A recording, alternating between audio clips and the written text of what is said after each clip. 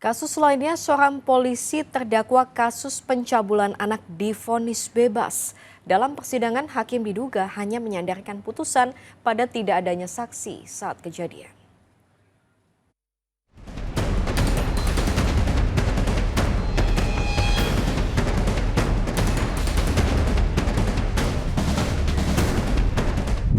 Masih ingat dengan kasus pencabulan anak yang melibatkan Kapolres nonaktif Ngada? Kali ini muncul kasus serupa tapi beda cerita. Terdakwanya adalah seorang anggota polisi berpangkat bribda namun berujung divonis bebas. Kita diskusi. Baru 2 minggu publik dikejutkan dengan kasus Kapolres yang melakukan pencabulan terhadap sejumlah anak-anak. Dan pada pekan ini kembali muncul kasus yang sama, tapi ternyata pelaporannya sudah dilakukan sejak tahun 2023 dan seolah tidak terlacak oleh media. Terdakwanya telah divonis bebas pada Januari 2025. Anda nggak salah dengar, terdakwanya divonis bebas. Ini dia kronologi kejadiannya. Pada bulan November 2022, terdakwa diduga melakukan pencabulan kepada korban yang saat itu usianya masih 5 tahun. Kejadian ini kemudian diceritakan kepada sang kakak. Keluarga kemudian melaporkan kasusnya ke Polda Papua di tahun 2023. Sempat ada mediasi antara keluarga dan terdakwa. Pada tahun 2024 di bulan Juli, pelaku ditahan di Rutan Jayapura. Proses persidangan kemudian dilakukan di Pengadilan Negeri Jayapura dan jaksa menuntut terdakwa dengan pidana 12 tahun penjara dan denda 200 juta rupiah. Tapi seolah berbanding terbalik dengan tuntutan jaksa, di Januari 2025, hakim memvonis bebas terdakwa. Ya, kakak dari korban mewakili keluarga meminta keadilan. Kenapa diduga pelakunya bebas tanpa adanya hukuman, sedangkan bukti kami sudah kuat semua. Kasus ini sempat diselesaikan oleh keluarga korban dan keluarga terdakwa. Terdakwa saat itu bahkan membayar uang sebesar 80 juta rupiah untuk biaya pengobatan korban dengan catatan kasus tidak dilanjutkan ke ranah hukum.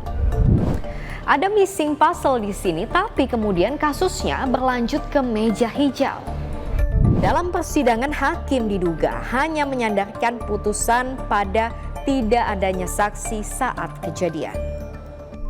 Kami bahwa ketiga hakim yang mengadili perkara tersebut, kami melihat ada perilaku hakim yang menurut kami sedikit menyalahi aturannya terkait dengan dugaan pelanggaran. Makanya kami melaporkan hal ini kepada Komisi Yudisial untuk diproses. Apakah putusan tersebut memang layak diberikan kepada terdakwa atau memang ada hal-hal lain sehingga hakim memutuskan yang di luar dari tuntutan jaksa. Majelis Hakim Pengadilan Jayapura pun dilaporkan ke Komisi Yudisial. Laporannya sudah diterima, tapi bagaimana lanjutannya saat ini?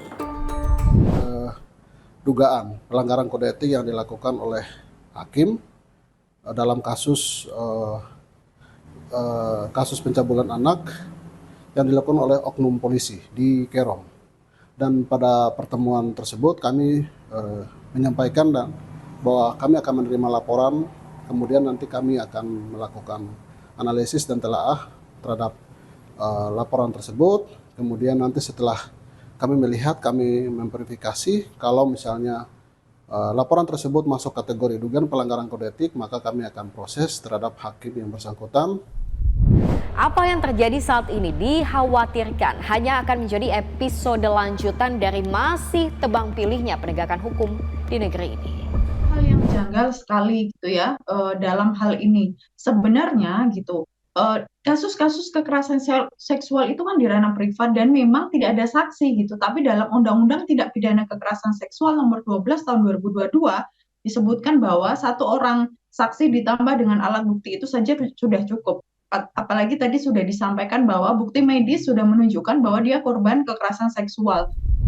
Dalam kasus ini korbannya adalah anak-anak. Mestinya hukumannya diperberat kalau perlu dikenakan pasal berlapis. Misalnya Undang-Undang Perlindungan Anak, Undang-Undang Tindak Pidana Kekerasan Seksual sampai Kode Etik Kepolisian.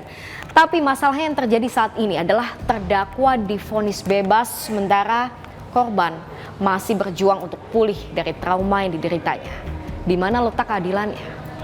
Proses sampai kemudian bebas itu kan saya yakin ya ini bukan hal yang mudah buat korban ya.